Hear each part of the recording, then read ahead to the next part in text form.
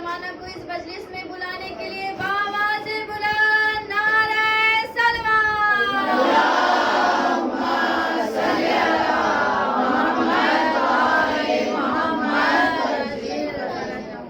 جناب سیدہ کی عظمتوں پر بآواز بلند صلوات.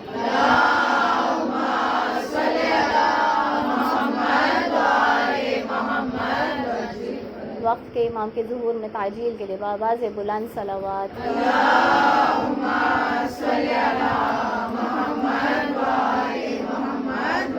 رحم اللہ من قرأ الفاتحہ.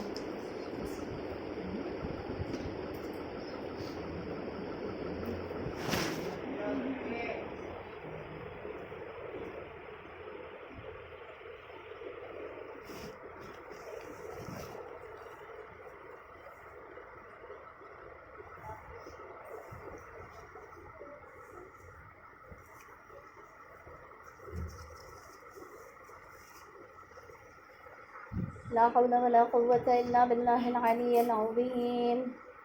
حسبنا الله ونعم الوكيل. نعم المولى ونعم النصير. الحمد لله رب العالمين، والصلاة والسلام على أشرف الأنبياء والمرسلين وخاتم النبيين حبيبنا وحبيب إله العالمين أبي القاسم محمد.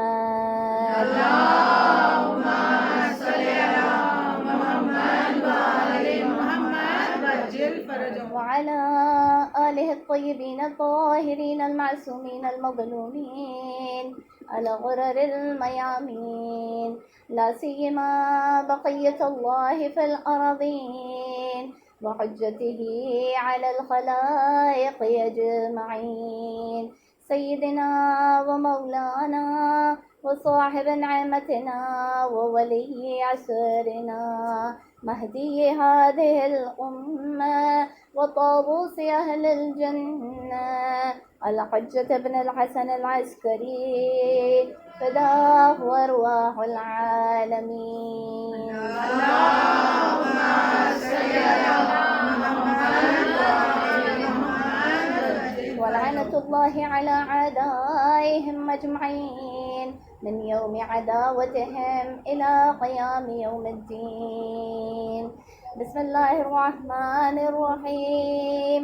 اللهم كن لوليك الحجة بن الحسن صلواتك عليه وعلى آله في هذه الساعة وفي كل ساعة وليا وحافظا وقائدا وناصرا ودليلا وعينا حتى تسكنه أرضك طوعا وتمتعه فيها طويلا برحمتك يا الله. صل على محمد وآل محمد وعجل فرجهم.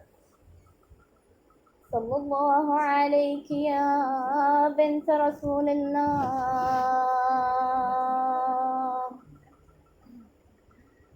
يا فاطمة الزهراء، أيتها البتول، يا بضعة الرسول،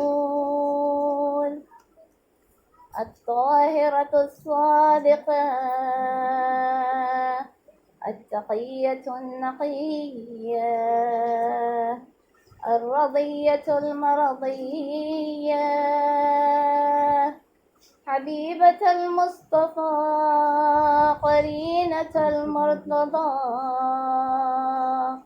سيدة النساء، مبشرة الأولياء، يا فاطمة الزهراء، يا بنت محمد، يا قرة عين الرسول، یا سیدتنا و مولاتنا انا توجہنا واستشفعنا وتوسلنا بك إلى الله وقدمناك بين يدي حاجاتنا يا وجيهة عند الله اشفعي لنا عند الله يا وجيهة عند الله اشفعي لنا عند الله صلوات اللهم صل على محمد وآل محمد وجل فرجهم. أما بعد فقد قال الله تبارك وتعالى في كتابه المبين وقرآنه المجيد وقوله الحق بسم الله الرحمن الرحيم وَلَقَدْ آتَيْنَاكَ سَبْعًا مِّنَ الْمَثَانِي وَالْقُرْآنَ الْعَظِيمِ. صلوات عنایت فرمائے محمد. اللهم صل على محمد وآل محمد وجل فرجهم.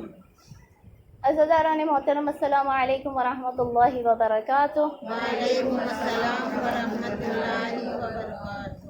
خداوند عالم قرآن کریم میں سورہ ہجر کی اس 87 آیہ مبارکہ میں فرما رہا ہے کہ یقیناً ہم نے آپ کو 7 دہرائی جانے والی آیتیں اور ایک عظیم قرآن عطا فرمایا. تمام تعریفیں اس خدائے واحد و یکتا کے لیے جس نے اس کائنات کو خلق فرمایا. اور اس کائنات کو خلق فرمایا تو ہم سے یہ فرمایا کہ میں نے پنجتن کے نور کے عوض میں اس کائنات کو خلق فرمایا، ان کے واسطے اس کائنات کو خلق فرمایا. لیکن جب ایک مرتبہ آئے تطہیر کو نازل فرمایا تو اس کے پیچھے جو حدیث قصہ کا واقعہ ہوا اس میں خداوند عالم نے ہمیں پہچان کرائی. تو ان پنجتن کے انوار کی پہچان بھی اس معظمہ کے ذریعے کرائی، اس مخدوم کونین کے ذریعے کرائی جسے خداوند عالم نے اپنے رازوں میں سب سے عظیم راز قرار دیا. جناب فاطمۃ الزہرا وہ ہستی ہیں جس کے ہاتھوں پر خداوند عالم نے نبوت اور امامت کو دوام بخشا. جناب فاطمۃ الزہرا وہ ہستی ہیں جو کہ سورہ کوثر کا مصداق قرار پائیں. جب ہر ایک رسول اللہ پر ابتر کے تانے کس رہا تھا اس وقت خداوند عالم نے سورہ کوثر کو نازل فرمایا اور اپنے حبیب کو وہ میوہ قلب عطا فرمائی جس کی عظمت کے لیے تمام ائمہ معصومین علیہم السلام خود احترام میں کھڑے ہو جایا کرتے تھے، اپنی مشکلوں میں جس کا واسطہ دیا کرتے تھے. وہ نیک بیوی عطا فرمائی، وہ پاک و پاکیزہ بیوی عطا فرمائی. اور یہ وہ کوثر ہے جس کی نسل کو اللہ تعالیٰ نے اتنا کثیر کیا اور ان کی نسل کے ذریعے سے خداوند عالم نے سادات کو اس کائنات میں اتنا پھیلایا کہ آج سادات تو نظر آتے ہیں لیکن جو ابتر کا تانا کسا کرتے تھے ان کی نسل نظر نہیں آتی ہے. بر دشمنان اہل بیت لعنت بے شمار لعنت. فاطمۃ الزہرا کی شخصیت بشریت کے لیے ایک انعام ہے خداوند عالم کی جانب سے. جب روز قیامت ہوگی حدیث ملتی ہے جب روز قیامت ہوگا اور اس روز تمام اہل دوزخ کی آگ کا مزہ چکھ رہے ہوں گے، اہل بہشت جنت کی وادیوں میں اس کا لطف اٹھا رہے ہوں گے. خداوند عالم ہم سب کو جنت میں اور جنت کے اعلیٰ ترین مقام میں مبعوث فرمائے اور ہمیں وہاں ہماری جگہ ہمیں عطا فرمائے. اہل بہشت جنت کی وادیوں میں سیر کر رہے ہوں گے، اس کا لطف اٹھا رہے ہوں گے کہ اچانک ایک نور آسمانوں پر نظر آئے گا. جب نور آسمانوں پر نظر آئے گا تو بعض لوگ کہنے لگیں گے کہ یہ تو سورج چمک اٹھا ہے، اور کچھ اور کہیں گے کہ قیامت میں تو سورج ہے ہی نہیں، لہٰذا یہ سورج کا نور ہے. اس لیے خداوند عالم خود سورہ دہر کی 13ویں آیہ مبارکہ میں فرماتا ہے لا یرون فیہا شمسا ولا زمہریرا. وہ وہاں پر نہ شمس کو دیکھیں گے اور نہ اس کی حرارت کو محسوس کر سکیں گے. تو لوگ کہیں گے یہ سورج کا نور نہیں ہو سکتا. یقیناً یہ اللہ کے نور کی تجلی ہے جو ظاہر ہو رہی ہے. یہاں تمام اہل محشر، تمام اہل جنت کے بیچ میں چیمگوئیاں ہو رہی ہوں گی کہ اچانک خداوند عالم کی غیبی ندا آئے گی، یا اہل جنت، اے تمام جنت کے باشندوں، یہ نہ شمس و قمر کا نور ہے اور نہ ہی یہ میرے نور کی تجلی ہے، لیکن وہاں بہشت کے اعلیٰ ترین مقام میں امیر المومنین نے سیدۃ النساء العالمین سے مزاح کیا ہے، اور اس مزاح کا نتیجہ یہ ہوا کہ جناب فاطمہ کے چہرے پر ایک مسکراہٹ ظاہر ہو گئی ہے، تبسم ظاہر ہو گیا ہے. جب ان کا تبسم ظاہر ہوا تو اس کے نتیجے میں ان کے دندان مبارک ظاہر ہو گئے. یہ ان دندان مبارک سے ساطع ہوتا ہوا نور ہے. عزاداران گرامی، اس بات پر غور کریے کہ جس کے دندان مبارک کا یہ اثر ہو کہ اس کے دندان مبارک سے جب نور آسمانوں پر ساطع ہو جائے تو لوگ چکا چوندھ ہو کر یہ کہنے لگے کہ اللہ کے نور کی تجلی ہے، تو ذرا سوچئے کہ اس کی روح کی نورانیت کیا ہوگی، اس کی شخصیت کی نورانیت کیا ہوگی. ایک صلوات بھیج دیں.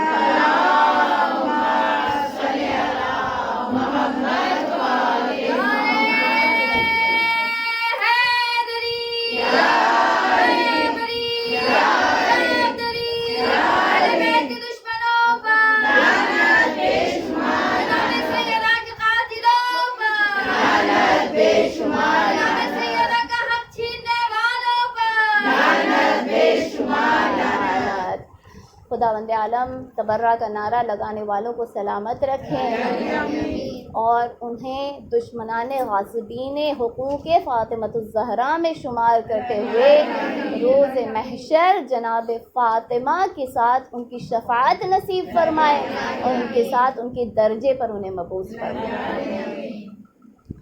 عزاداران محترم، صادق آل محمد امام جعفر صادق علیہ الصلوۃ والسلام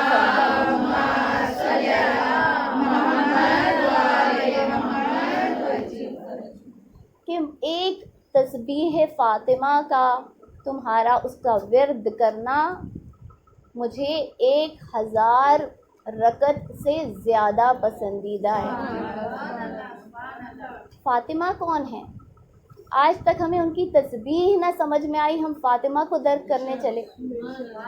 ایک تسبیح فاطمہ 1000 رکعت نافلہ ادا کرنے سے بہتر، اور ہر عالم جو ہے اس بات پر متفق ہے کہ سب سے بہتر تعقیبات میں اگر کچھ ادا کیا جا سکتا ہے وہ تسبیح فاطمہ ہے. اسی لیے آپ ہر عالم کو یہ تاکید کرتے ہوئے پائیں گے کہ جب بھی تم نماز کو اختتام کرو، چاہے کتنی ہی جلدی کیوں نہ، ایک صلوات بھیج دیں محمد.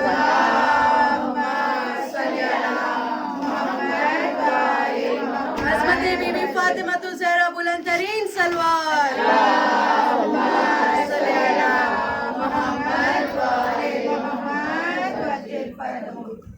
ہر عالم اس بات پر متفق ہے، تم کتنی ہی جلدی میں کیوں نہ ہو، لیکن کم از کم نماز ختم کرنے کے بعد اپنی جگہ سے تب تک نہ اٹھو، نہ اپنا پہلو بدلو جب تک کہ تم تسبیح فاطمہ کو ورد نہ کر دو. عظیم ترین عبادت تعقیبات میں تسبیح فاطمہ قرار دی گئی، اور اسی تسبیح کے لیے یہ آتا ہے کہ یہ سورہ فاتحہ سے بہتر ہے. سورہ فاتحہ 1000 رکعت نماز میں کتنی مرتبہ سورہ فاتحہ پڑھی جائے گی؟ 1000 مرتبہ. 1000 مرتبہ سورہ فاتحہ سے پڑھنا بہتر ہے کہ انسان تسبیح فاطمہ کرے. سورہ فاتحہ کی عظمت کو سمجھنے کی کوشش کرے. میں نے سرنامہ کلام بنایا اس آیت کو جو کہ سورہ فاتحہ کے ضمن میں نازل کی گئی. خداوند عالم کیا فرماتا ہے؟ وَلَقَدْ آتَيْنَاكَ سَبْعًا مِّنَ الْمَثَانِي وَالْقُرْآنَ الْعَظِيمِ. ہم نے آپ کو 7 دہرائی جانے والی آیتیں اور ایک عظیم قرآن عطا فرمایا. اب یہ 7 دہرائی جانے والی آیتیں جو قرار دی گئیں یہ سورہ فاتحہ کے لیے قرار پائیں. اور انہیں دہرائی جانے والی آیتیں کیوں کہا جاتا ہے؟ اس کے بہت سارے مفہوم ہیں. اس لیے کہ ہر 2 رکعت نماز میں کم از کم انسان 2 بار سورہ فاتحہ کو ضرور پڑھتا ہے. لیکن اس کی ایک اور وجہ یہ ہے کہ جب آپ سورہ فاتحہ پر غور کرتے ہیں تو اس میں کچھ الفاظ ہیں جو دہرائے گئے ہیں. لفظ اللہ، اللہ کا نام اللہ دہرایا گیا ہے. بسم اللہ میں ہے، پھر الحمدللہ میں ہے۔ اللہ دہرایا گیا، رحمان رحیم دہرائے گئے، بسم اللہ میں ہے، پھر اس کے بعد الرحمن الرحیم اسے دہرایا گیا ہے، پھر آگے بڑھ کر ایاکا اسے دہرایا گیا ہے، صراط کو دہرایا گیا، علیہم کو دہرایا گیا، اور آخر میں علماء لکھتے ہیں کہ غیر اور لا دونوں کے معنی ایک ہوتے ہیں، لہٰذا انہیں دہرایا گیا۔ تو 7 الفاظ ایسے ہمیں نظر آتے ہیں جو دہرائے گئے ہیں، جو ریپیٹ کیے گئے ہیں۔ اس سورہ فاتحہ کی عظمت میں ہمیں یہ ملتا ہے کہ سارا کا سارا قرآن ایک جگہ، فاتحۃ الکتاب ایک جگہ، اور اس کو کہا گیا کہ سارے کے سارے قرآن کے برابر سورہ فاتحہ کا وزن ہے۔ جس نے سورہ فاتحہ کی تلاوت کر دی گویا اس نے پورا قرآن مکمل کر دیا، اس نے پورے قرآن کی تلاوت مکمل کر دی۔ لیکن امام آگے بڑھ کر کہہ رہے ہیں تم 1000 مرتبہ سورہ فاتحہ پڑھو، اس سے بہتر ہے کہ تم تسبیح زہرا پڑھو، تسبیح زہرا پڑھو۔ یہ تسبیح کب جناب فاطمہ سلام اللہ علیہا کو عطا کی گئی؟ اس لیے کہ جب شہزادی نے ایک مرتبہ اپنے بابا سے ایک کنیز کا سوال کیا گیا، اپنے بابا سے کنیز کا سوال کیا، رسالت مآب نے پلٹ کر جواب میں کہا اے میری دختر گرامی، اے میرے میوہ قلب، کیا میں تمہیں ایک کنیز سے بہتر نہ کچھ عطا فرماؤں؟ آپ تمام سامعین اور حاضرین سے گزارش ہے کہ آپ جو ہے تھوڑا تھوڑا یا تو پیچھے ہو جائیں تاکہ لوگوں کے جانے کے لیے جگہ ہو جائے۔ عظمت بی بی فاطمہ الزہرا، صبر بی بی فاطمہ الزہرا، بلند ترین سلوات۔ اللہم صلی علی بی بی زہرا کی قاتلوں پر نعرہ حیدری، یا نعرہ سلوات، اللہم صلی علی محمد وعلی محمد۔ بی بی زہرا کے قاتلوں پر لعنت، بے شمار لعنت۔ تو جب بی بی اپنے والد بزرگوار کے حضور میں گئی، ایک کنیز کا سوال کیا، تو پیغمبر اکرم نے پلٹ کر کہا اے میری لال، کیا میں تمہیں اس سے بہتر نہ کچھ عطا فرماؤں؟ بی بی فوراً راضی ہو گئی، ضرور بابا، آپ مجھے اس سے بہتر جو تحفہ عطا کریں گے وہ بہترین تحفہ ہوگا۔ جناب فضہ کی زبانی ہمیں ملتا ہے کہ شہزادی کونین دن میں ایک ہاتھ سے چکی چلا رہی ہوتی تھی، ایک ہاتھ سے امام حسین کا جھولا جھلا رہی ہوتی تھی، اور لبوں پر تسبیح ہوا کرتی تھی۔ لیکن کبھی کبھی نیند کا غلبہ بی بی کو ہو جایا کرتا تھا، اور کیوں ہوا کرتا تھا؟ کس لیے رات بھر عبادتوں میں گزارا کرتی تھی۔ اتنی تھکن، اتنے کام ہونے کے باوجود جناب سیدہ یہ سب کچھ کیسے سنبھال لیتی تھیں؟ صرف اور صرف اس تسبیح کی بنا پر۔ دی رسول خدا نے تھی لیکن منسوب فاطمہ سے ہو گئی۔ کبھی کسی نے یہ نہ کہا کہ یہ تسبیح رسول ہے، یہ تسبیح محمد ہے، ہر ایک نے کہا تو کہا یہ تسبیح فاطمہ ہے۔ اس تسبیح کے سبب امام فرما رہے ہیں کہ میں پسند کرتا ہوں کہ تم 1000 نافلہ نہ پڑھو، تم ایک تسبیح فاطمہ پڑھ دو۔ کیوں؟ کیونکہ یہ فاطمہ الزہرا سے منسوب ہو گئی۔ تو کیا بعید ہے کہ اگر ہم ذکر فاطمہ کریں تو یہ ذکر ہمیں جنت تک پہنچا دے؟ اگر ہم جناب فاطمہ کی چادر سے اپنے آپ کو منسلک کر لیں تو یہ چادر ہمیں جنت تک پہنچا دے؟ کیا بعید ہے کہ ہم جناب فاطمہ الزہرا کی شخصیت سے اپنے آپ کو منسلک کر لیں اور یہ جنت کے اعلیٰ مقام تک ہمیں پہنچا دے؟ صلوات بھیجتے ہیں محمد۔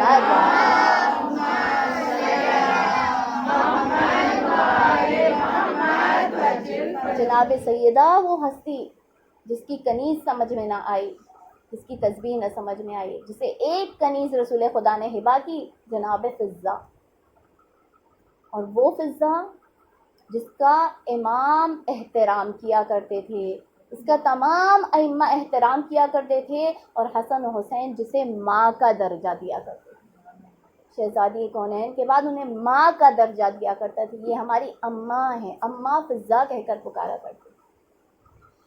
وہ بی بی جو اس اعلیٰ مرتبے پر پہنچ گئی، اگر آپ قرآن کو چھان کر دیکھ لیں، قرآن کا مطالعہ کریں، جہاں پر اللہ نے سونے کا تذکرہ کیا ہے وہاں چاندی کا تذکرہ کیا ہے، من ذہب و فضہ، سونے سے اور چاندی سے. جہاں سونا آیا وہاں چاندی بھی آئی, جہاں چاندی آیا وہاں سونا بھی آیا, سوائے ایک مقام پر, اور وہ ہے سورہ دہر.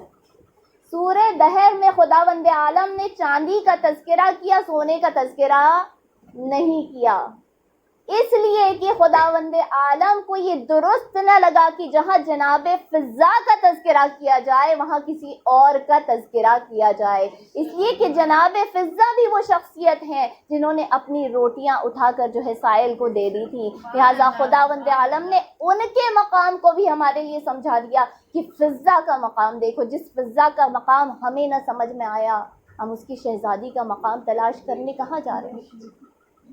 وہ فضا جس کی ایک مرتبہ ان کی نواسی جو ہے حج کے لیے نکلی, مدینے سے روانہ ہوئی, ایک مرتبہ صحرا میں آ کر بھٹک گئی.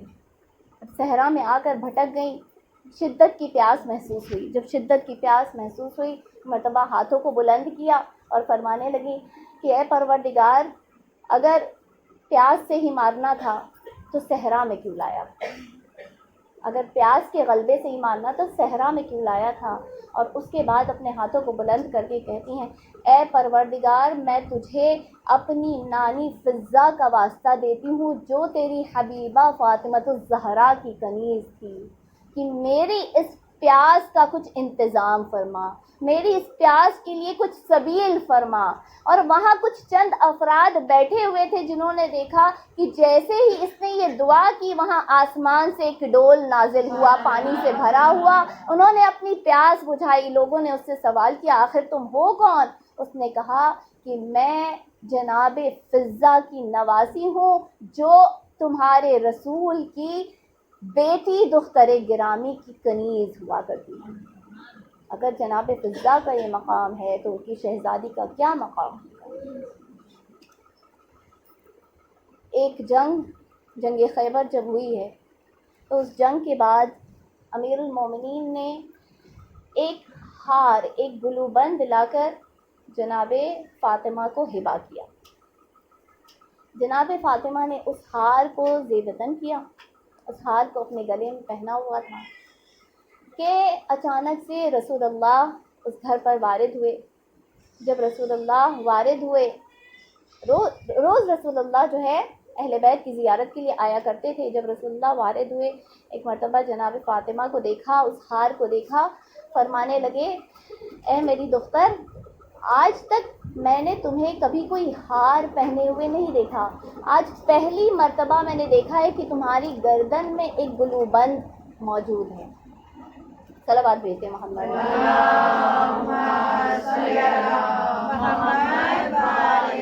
نعرے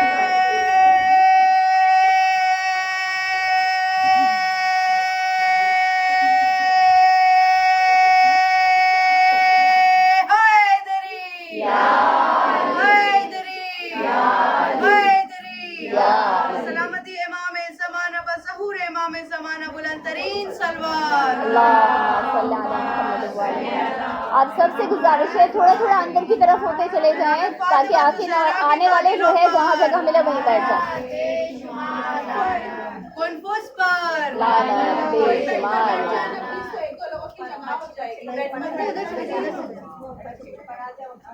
دو تین لوگوں کی جگہ ہو جائے گی, بیٹھ پر بیٹھ جائیں پلیز. بچے لوگ بیٹھ جائیں.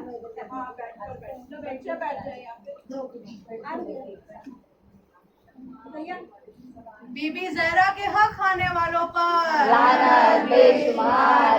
بی بی زہرا کا گھر جلانے والوں پر لعنت بے شمار. نعرے حیدری. یا علی. سلامتی امام زمانہ بلند ترین سلوات. اللہم صلی علی محمد و آل محمد.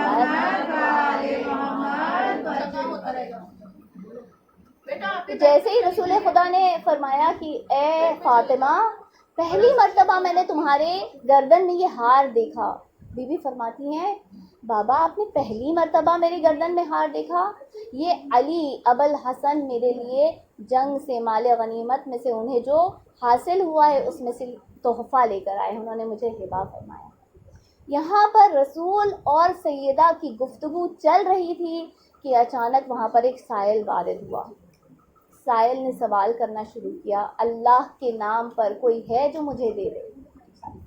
ہاں بی بی نے کہا بابا آپ نے پہلی مرتبہ میری گردن میں ہار دیکھا. یہاں سائل کی ندا کانوں سے ٹکرائی تھی کہ جناب فاطمہ نے اس ہار کو اتارا, اس سونے کے ہار کو اس سائل کے حوالے کر دیا. یہ وہ جنگ خیبر تھی جس کے بعد چھوٹے چھوٹے بچے امام حسن اور امام حسین کے پاس آئے اور انہوں نے نئے لباس زیبتن کر رکھے تھے ان بچوں نے, اور امام حسن اور امام حسین سے کہنے لگے کہ ہم نے جو ہے نئے لباس پہنے, تم نے نہیں پہنے آج نئے لباس. حسن حسین فرماتے ہیں کہ آج تم نے نئے لباس پہنے ہیں, تم نے کیوں یہ نئے لباس پہنے ہیں؟ وہ کہتے ہیں اس لیے کہ علی ابن ابی طالب جنگ فتح کر کے آئے ہیں اور اتنا مال غنیمت حاصل ہوا ہے کہ انہوں نے تمام مدینے والوں کو آ کر تقسیم کیا ہے, لہٰذا ہمارے والدین نے ہمیں نئے لباس عطا فرمائے ہیں, ہمارے گھروں میں اچھے اچھے پکوان بنائے جا رہے ہیں. حسنین نے یہ سنا, فوراً مادر گرامی کے پاس آئے, جناب سیدہ کے حضور میں آ کے عرض کرتے ہیں. اور یہاں پر حسنین کی اس منزلت کو دیکھیے, ان کی ذات پر غور کیجیے کہ انہوں نے جب یہ کہا کہ علی ابن ابی طالب فتح کر کے آئے ہیں, انہوں نے یہ نہیں کہا کہ علی ابن ابی طالب ہمارے ہی تو بابا ہیں, ہمارے ہی تو والد ہیں. وہی فخر کا اظہار نہیں ہے وہاں پر. مرتبہ گھر میں آتے ہیں, اپنی مادر گرامی سے سوال کرتے ہیں, اماں بابا جان جنگ فتح کر کے آئے ہیں, اتنا مال غنیمت لے کر آئے ہیں, لیکن ہمیں نئے لباس نہیں ملے. بی بی فرماتی ہیں کہ اے بچوں تھوڑا انتظار کرو, ابھی تمہارے والد آتے ہی ہوں گے, پھر ہم ان سے یہ سوال کر لیں گے. کچھ ہی دیر میں امیر المومنین گھر میں وارد ہوئے, اور جیسے ہی وارد ہوئے جناب سیدہ نے بعد سلام امیر المومنین سے سوال کیا, ابو الحسن آپ نے مال غنیمت حاصل کیا, آپ ہمارے لیے کیا لے کر آئے ہیں؟ مولا کی نظریں, ان کا سر شرمندگی سے جھک گیا. ایک مرتبہ مولا نے بیان کیا, اے فاطمہ مال غنیمت میں سب سے بڑا حصہ میرا ہی تھا, اس لیے کہ رسول اللہ نے مجھے 40 ناکوں کی پشت لدی ہوئی میرے حوالے کی تھی, مال غنیمت کو میرے حوالے کیا. لیکن جیسے ہی میں ان اونٹوں کو لے کر مدینہ کی سرحد پر پہنچا, بہت سارے غریب اور فقراء میرے سامنے آ کر کھڑے ہو گئے اور مجھ سے عرض کرنے لگے, یا امیر المومنین ہم نے سنا ہے کہ آپ کو بہت سارا مال غنیمت حاصل ہوا ہے, آپ جنگ فتح کر کے آئے ہیں, لیکن ہم فقیر ہیں, ہم نادار ہیں, ہم بے بس ہیں, ہم لاچار ہیں, ہم جنگ کرنے نہ جا سکے, یہاں امیر المومنین اپنے حصے میں سے کچھ حصہ ہمیں بھی عطا فرمائیے. بس اے شہزادی, اے فاطمہ, میں نے تمام مال غنیمت ان کے درمیان تقسیم کر دیا. اب علی کا ہاتھ خالی ہے, علی کے پاس کچھ بھی نہیں ہے, علی نے راہ خدا میں سب کچھ دے دیا. اگر علی کی یہ منزلت ہے, اگر علی کا یہ مقام ہے, تو جناب سیدہ کا مقام سمجھیے کہ پلٹ کر جناب سیدہ کہتی ہیں, چہرے پر تبسم ظاہر ہو گیا ہے, اے علی اگر آپ مال غنیمت گھر میں لے کر آ گئے ہوتے تو سیدہ اتنا نہ راضی ہوتی جتنا کہ آپ خالی ہاتھ آئے ہیں تو سیدہ راضی ہیں. صلوات بھیجیں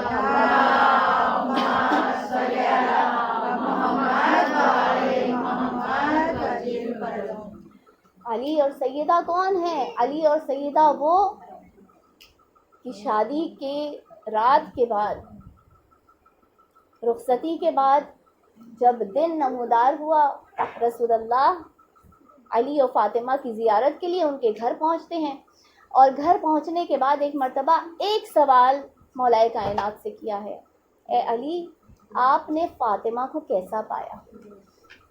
اور علی کا جواب ہم سب آشنا ہے اس جواب سے. مولا کائنات فرماتے ہیں کہ میں نے عبادتوں میں فاطمہ کو اپنا شریک کار پایا اور ان سے بہتر کسی کو نہیں پایا.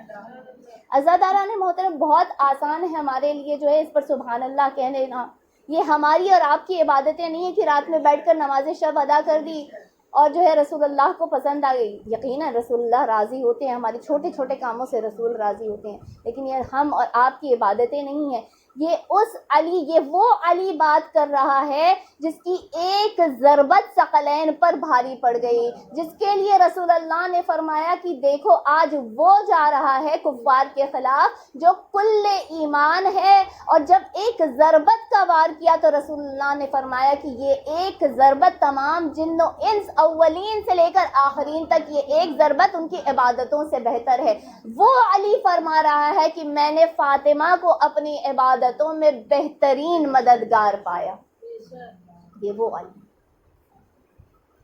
اگر دنیا میں ہم نے علی کے فضائل کو سنا، فاطمہ کے فضائل کو سنا، تو ذرا ایک نظر روز قیامت کی جانب کریں۔ ایک مرتبہ امیر المومنین فرماتے ہیں کہ میں نے رسول اللہ سے سوال کیا، یا رسول اللہ ذرا قیامت کے منظر کو میرے لیے بیان کیجیے۔ اور رسول اللہ فرماتے ہیں کہ جب روز قیامت ہوگا اس روز میں براق پر سوار ہوں گا۔ پلٹ کر مولائے کائنات نے سوال کیا، یا رسول اللہ یہ براق کیا ہے؟ رسول فرماتے ہیں براق ایک فرس ہے، ایک گھوڑا ہے جو برف سے زیادہ سفید ہے اور جس کے 2 پر ہیں، اور وہ تیزی سے پرواز کرتے ہوئے آسمانوں کی بلندی کی طرف بڑھ جائے گا۔ میں اس براق پر سوار ہوں گا اور تمام انبیاء و اوصیاء میرے پیچھے ہوں گے، ہر ایک میرے پیچھے ہوگا۔ میری یہ سواری جو ہے تیزی سے پرواز کر رہی ہوگی کہ اچانک میں دیکھوں گا کہ میرے سامنے کوئی اور سواری جا رہی ہے، کوئی اور ناقہ میرے سامنے سے گزر رہی ہے۔ میں فوراً جبرائیل سے سوال کروں گا، اے جبرائیل مجھ سے تیز کون سی سواری مجھ سے آگے نکل گئی؟ یہ کس کی سواری ہے؟ کون اس پر سوار ہے جو مجھ سے آگے نکل گیا؟ تو جبرائیل فرمائیں گے، یا رسول اللہ ہی فاطمہ بنت محمد،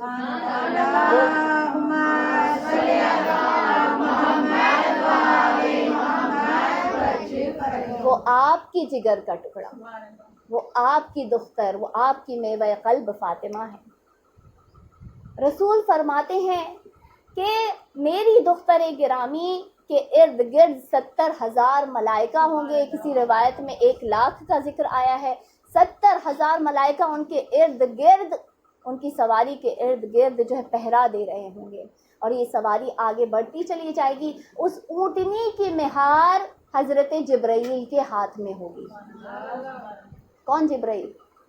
وہ جبرائیل جس نے صحف کو حضرت ابراہیم کے ہاتھوں میں لا کر دیا، وہ جبرائیل جس کے ہاتھوں سے حضرت موسیٰ علیہ السلام کو تورات خداوند عالم نے عطا فرمائی، وہ جبرائیل جس کے ہاتھوں سے خداوند عالم نے انجیل حضرت عیسیٰ کو عطا فرمائی، وہ جبرائیل جس کے ہاتھوں سے پروردگار عالم نے قرآن رسول خدا کو عطا فرمائی، اس جبرائیل کے ہاتھ میں شہزادی کونین کی ناقہ کی مہار ہوگی، اور وہ فخر سے کہہ رہے ہوں گے یہ میں جبرائیل ہوں جو سیدۃ نساء العالمین کے ناقے کی مہار اپنے ہاتھ میں پکڑے ہوئے۔ یہ شہزادی کا مقام ہے، لیکن رسول اللہ نے فرمایا کہ میری بیٹی، میری دختر وہ ہے جس کا حق جو ہے مجہول رہ گیا، الحق و مجہولا، لوگ جاہل رہ گئے اس کے بارے میں، لوگ علم نہ رکھ سکے، اس کی معرفت نہ حاصل کر سکے۔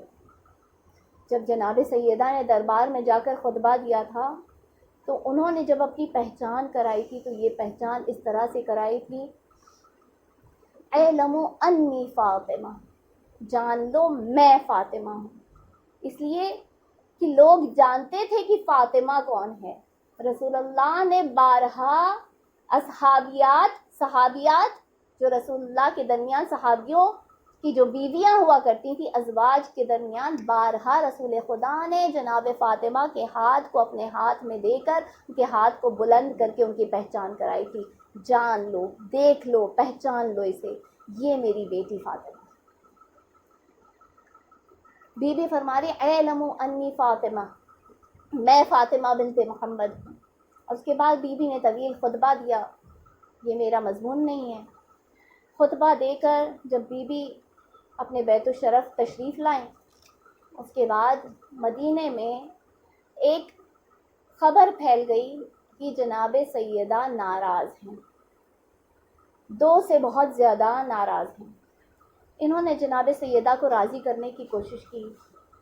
بیوی کے پاس آتے تھے, ان سے کہتے تھے کہ ہمیں ایک موقع اپنی ملاقات کا دے دیں. جناب سیدہ نے انکار کیا, دوبارہ اصرار کیا, جناب سیدہ نے دوبارہ انکار کیا. تو یہ مولائے کائنات کے حضور میں پہنچے.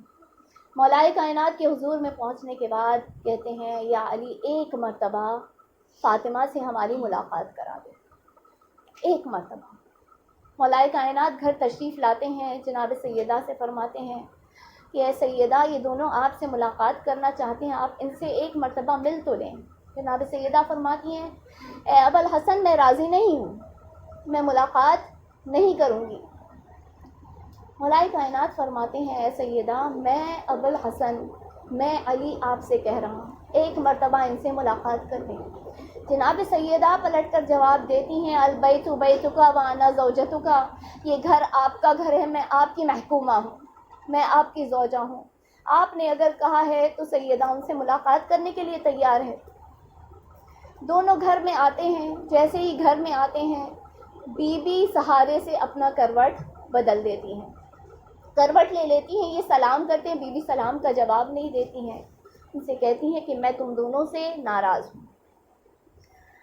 یہ کہتے ہیں بی بی ایک مرتبہ ہماری بات تو سن لیں. جناب سیدہ ان سے سوال کرتی ہیں کیا تم نے میرے یہ بابا کی حدیث نہیں سنی تھی, ان اللہ یغضب بغضب فاطمہ ویرضا برضاہا, کہ اللہ فاطمہ کے غضبناک ہونے سے مغضوب ہو جاتا ہے اور ان کی رضا میں اس کی رضا ہے. وہ کہتے ہیں ہاں شہزادی ہم نے یہ حدیث سنی ہوئی ہے. پھر سیدہ سوال کرتی ہیں کیا میرے بابا سے یہ حدیث نہیں سنی, فاطمہ تو بضعۃ منی من آدھاہا فقد آدھانی ومن آدھانی فقد آذ اللہ ودخل النار, کہ فاطمہ میرا ٹکڑا ہے, میرا جز ہے, جس نے اس کو اذیت دی اس نے مجھے اذیت دی, اور جس نے مجھے اذیت دی اس نے اللہ کو اذیت دی, اور وہ داخل دوزخ ہوا, وہ آگ میں داخل ہو گیا. کہتے ہیں کہ اے فاطمہ ہم نے یہ بھی حدیث رسول کی زبان مبارک سے سنی. تو بی بی فرماتی ہیں تو سن لو اور جان لو کہ میں تم سے کبھی راضی نہیں ہوں گی, اور میں جب اپنے بابا سے ملاقات کروں گی تو سب سے پہلے تمہاری شکایت ان سے کروں گی. بی بی راضی نہیں ہوئی, بی بی گفتگو کرنے کے لیے راضی نہیں ہوئی. جیسے ہی یہ دونوں بیت الشرف سے دہلیز سے باہر آئے تو ایک نے دوسرے سے کہا کہ ہم نے کہیں اپنی عاقبت کو خراب تو نہیں کر دیا, شہزادی ہم سے راضی نہیں, ہم نے اپنی آخرت کو خراب کر دیا. تو دوسرا پلٹ کر کہتا ہے کیسی باتیں کرتے ہو, یہ عورتوں کی باتیں ہیں, یہ عورتیں جذباتی ہوتی ہیں, یہ عورتوں کی باتیں, ان عورتوں کی باتوں میں نہ آؤ. پورے مدینے میں خبر پھیل گئی کہ بی بی راضی نہیں ہے, فاطمہ راضی نہیں ہے. فاطمہ دنوں رات اپنے بابا کی رحلت کے سبب گریہ کیا کرتی تھی, دنوں رات رویا کرتی تھی. یہ بی بی کا احتجاج تھا ان لوگوں کے لیے, یہ فقط گریہ کرنا نہیں تھا, ایک احتجاج تھا بی بی کا. جب دنوں رات گریہ کیا کرتی تھی تو لوگ امیر المومنین کے حضور میں آ کر کہتے یا امیر المومنین فاطمہ سے کہیں کہ یا دن میں رویا کرے یا رات میں رو لیا کرے, اس لیے کہ دن میں روتی ہے تو ہمارے کام کاج میں خلل پڑتا ہے, رات میں روتی ہے تو ہمارے نیند میں خلل پڑتا ہے. یہ وہ شجاع امام ہے جو اگر ایک نظر اپنی آنکھوں کو غصے سے انہیں دیکھ لیتا تو وہ وہیں کے وہیں ڈھیر ہو جاتے. لیکن مولا نے کتنا صبر کیا, یہ بھی مولا کی غربت ہے. مولا نے کتنا صبر کیا, جانے کس حال میں مولا سیدہ کے حضور میں آئے اور ایک مرتبہ آ کر اپنے سروں کو جھکا کر کھڑے ہو گئے. شہزادی فرماتی ہے یا ابوالحسن کوئی بات ہے؟ امام فرماتے ہیں سیدہ میں کبھی آپ سے یہ نہ کہتا, لیکن مدینے والوں نے مجھ سے آ کر کہا کہ سیدہ کا گریہ ہمیں راس نہیں آتا, ان سے کہے یا رات میں رویا کرے یا دن میں رو لیا کرے. سیدہ فرماتی ہے کہ میرے بابا کا غم اتنا عظیم ہے کہ سیدہ کا گریہ نہ رکے گا, فاطمہ کا گریہ نہ رکے گا. فاطمہ دن میں بھی روئے گی اور رات میں بھی روئے گی. آمنہ کے باہر جا کر گریا کرے گی۔ تو عزاداران محترم، فاطمہ نے اپنے بیت الشرف کو بھی ترک کر دیا، مدینے کے باہر جایا کرتی تھی، ایک ہاتھ حسن کے ہاتھ میں، ایک ہاتھ حسین کے ہاتھ میں، کبھی جناب فضہ کا سہارا، کبھی جناب اسماء بنت عمیس کا سہارا لیے چھوٹا سا قافلہ مدینے کے باہر جایا کرتا تھا۔ مدینے کی سرحد پر جا کر بی بی ایک درخت کے سائے میں دن بھر اپنے بابا پر رویا کرتی تھی۔ شام کو جب سورج غروب کر جاتا تھا تو بی بی پلٹ کر آیا کرتی تھی۔ ایک روز امیر المومنین نے کیا دیکھا کہ جب جناب سیدہ دوبارہ بیت الشرف کی جانب چلی آ رہی ہیں تو قدموں کے چلنے میں تماست نظر آ رہی ہے، بی بی سے چلا نہیں جا رہا تھا، سہارا لیے ہوئے تھے لیکن بی بی سے چلا نہیں جا رہا تھا۔ جیسے ہی گھر کے قریب آئی، مولا نے کیا دیکھا کہ چہرہ جھلسا ہوا ہے، چہرے پر جھریاں آ گئی ہیں۔ ایک مرتبہ مولائے کائنات نے بڑھ کر سوال کیا، اے فاطمہ آج چہرہ جھلسا ہوا نظر آ رہا ہے، آج آپ کا پورا بدن گرم اور تپش کرتا ہوا نظر آ رہا ہے، جناب سیدہ کیا بات ہے؟ بی بی فرماتی ہے، اے ابوالحسن، وہ درخت جس کے سائے میں بیٹھ کر فاطمہ اپنے بابا پر گریا کیا کرتی تھی، ظالموں نے آج اس درخت کو بھی کاٹ دیا۔ آج دن بھر فاطمہ حسن و حسین کے ساتھ سورج کی دھوپ میں جلتی ہوئی ریت پر بیٹھی اپنے بابا پہ گریا کرتی رہی۔ کیسی ظالم امت تھی جسے مدینے سے باہر جا کر بی بی کا گریا کرنا بھی گوارا نہ ہوا۔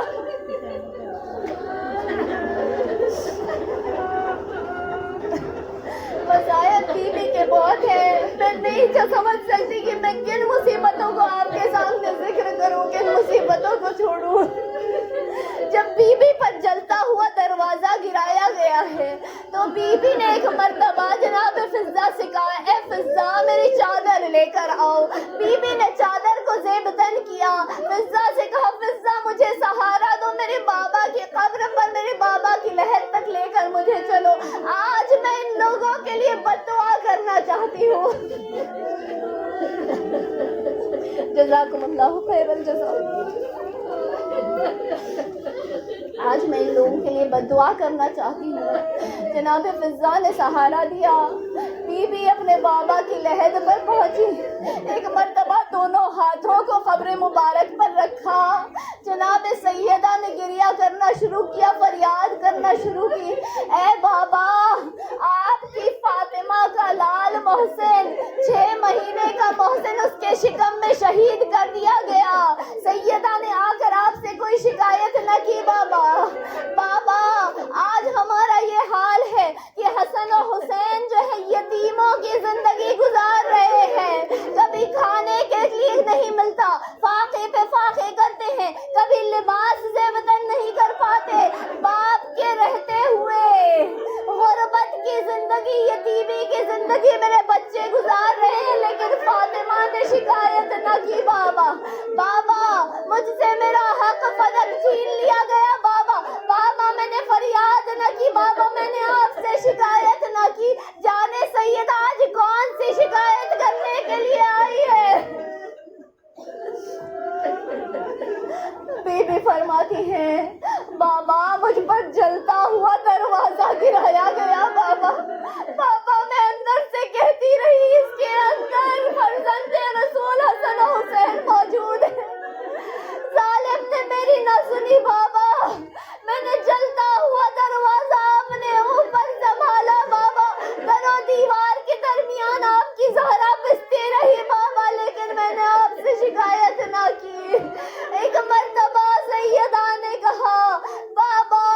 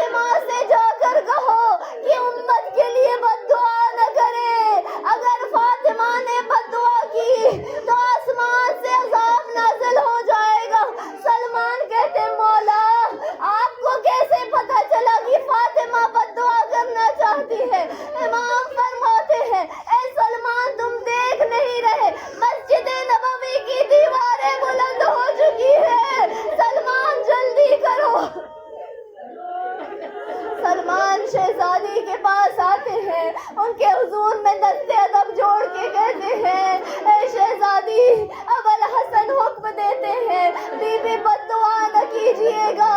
ایک مرتبہ جناب سیدہ نے ابوالحسن کا نام سنا, ہاتھوں کو بلند کیا, پروردگار علی کے واسطے سے سیدہ بد دعا کرنے آئی تھی, آج بغیر بد دعا کیے علی کے واسطے سے دوبارہ گھر پلٹ کے جا رہی ہے. ہم کہیں گے شہزادی جب آپ بے بد دعا کے لیے ہاتھ اٹھائے مسجد نبوی کی دیواریں بلند ہو گئی, لیکن ایک مرتبہ ذرا عصر عاشور کربلا میں تشریف لائیے کہ شمر ملعون امام حسین کے سینے مبارک پہ چڑھ کر بیٹھا ہے, کند خنجر چلاتا جاتا ہے. کسی نے شمر سے سوال کیا تھا اے شمر تو نے اتنی مرتبہ خنجر چلایا, خنجر نہ چلا. شمر کہتا ہے میرا خنجر اتنا بھی کند نہ تھا, لیکن جب جب میں گردن پر چلاتا ایک نقاب پوش بی بی میرے سامنے آ جاتی. اے شمر میرا بچہ ہے بے خطا, اس پہ خنجر نہ چلا. ارے خنجر چلا, وہاں فاطمہ نے چادر کا دامن پھیلایا, آ حسین میری آغوش میں آ جا.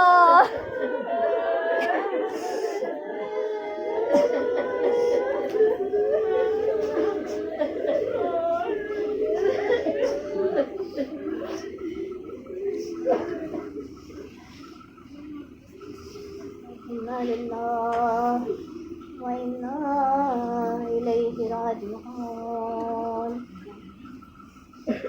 وسيعلم الذين ظلموا أي منقلب ينقلبون. اللهم بحق فاطمة وأبيها وبعلها وبنيها والسر المستودع فيها أن تصلي على محمد وآل محمد, وأن تعجل لوليك الفرج, واجعلنا من أنصاره وعوانه وأتباعه وشيعته ومحبيه, ولا تجعلنا من عدائه برحمتك يا أرحم الراحمين.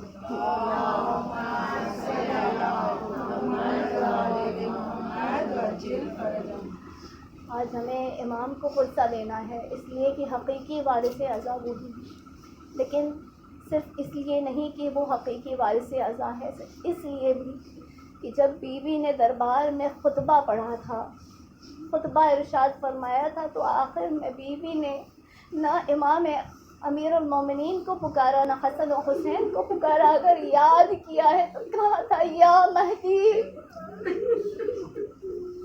اے مہدی میں آپ کے انتظار میں ہوں, جب آئیں گے تو آپ میرے ان دشمنوں سے, میرے حق کی غاصبوں سے میرا انتقام لیں گے.